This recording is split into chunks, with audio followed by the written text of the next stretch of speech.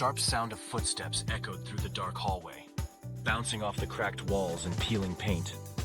Claire pressed her back against the cold surface, her breath shallow, trying to make herself as small as possible. The flickering bulb overhead barely illuminated the dingy corridor, casting shadows that seemed to stretch and twist with every movement. Something was coming.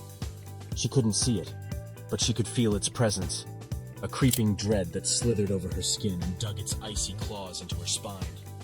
She squeezed her eyes shut, counting her breaths, praying whatever was out there would pass.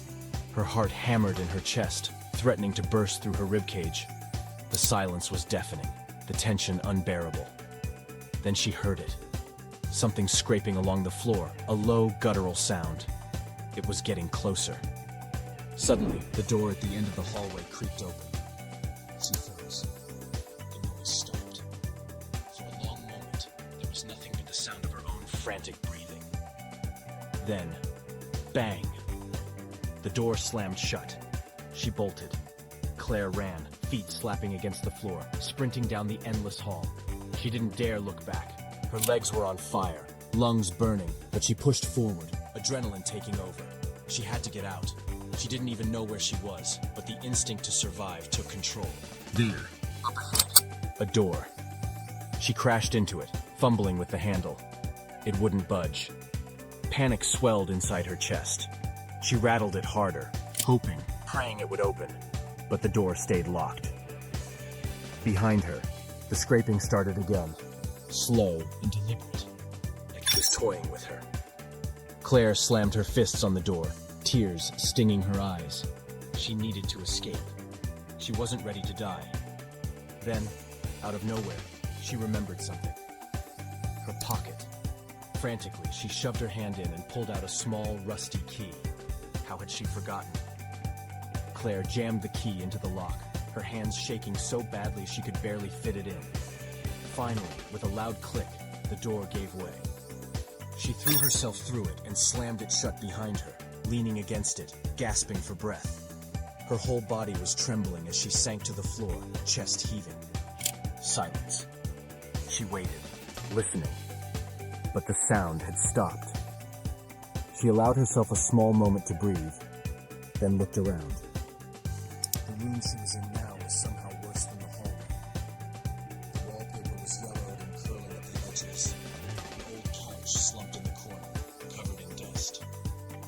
A rickety table sat against the far wall, its surface littered with old newspapers and cigarette butts.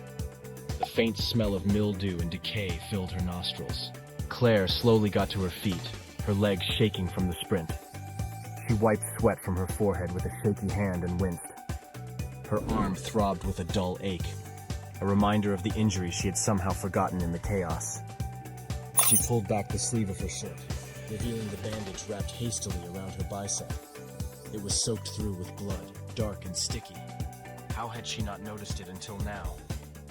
"I need to find help," she muttered to herself. Her voice cracked, the sound foreign in the oppressive silence. Someone must be around. Somewhere. But deep down, she wasn't sure there was anyone left. The whole place felt abandoned, like it hadn't seen life in years.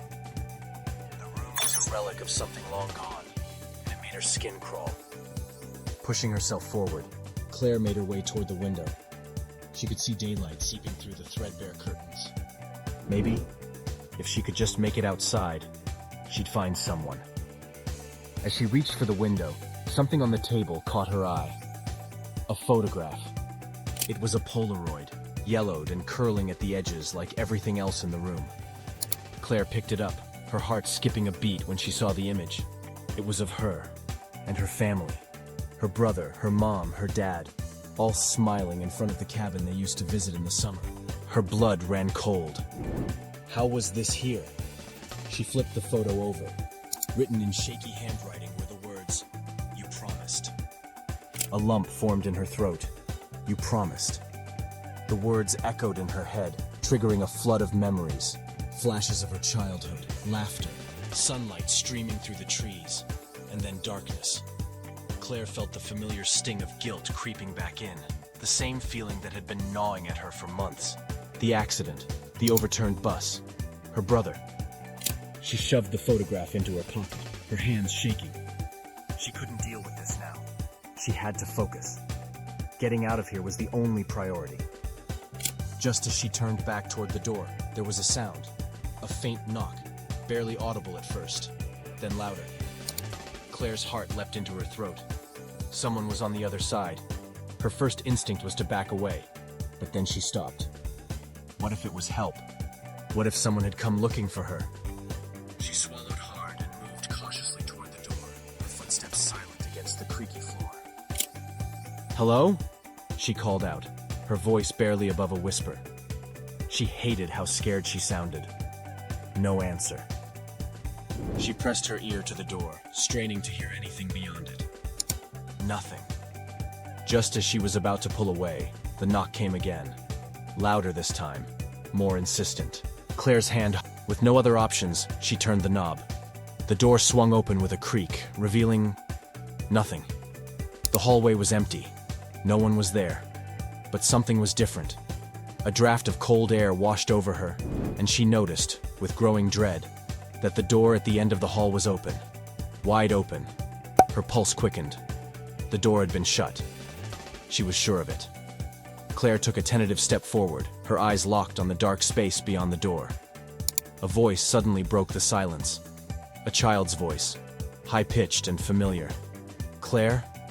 Her heart stopped. It couldn't be. "Claire, help me." The voice was closer now, coming from the dark room. It was the same voice she had heard on that bus all those months ago. The same voice she hadn't been able to save. No. She shook her head, backing up, her stomach twisting in knots. This wasn't real. It couldn't be real. The door at the end of the hall creaked, the sound echoing in her ears like a taunt. And then, out of the shadows, a figure emerged. A boy, pale, wide-eyed.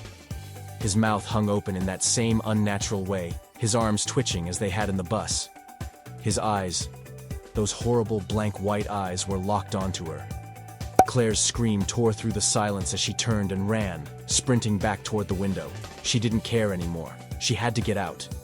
She slammed her fists against the glass, desperate, but it wouldn't break. The boy was behind her now, his footsteps slow but steady.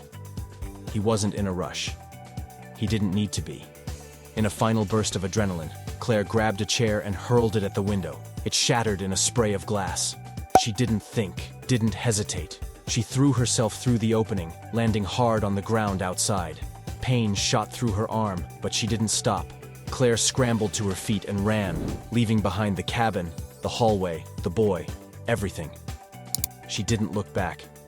Her legs carried her through the trees, past the shadows that reached for her, through the mist that clung to the ground. She ran until her lungs gave out, and even then, she pushed on. When she finally collapsed, gasping for air, the sun was rising. She was far from the cabin now, far from the horrors that had chased her.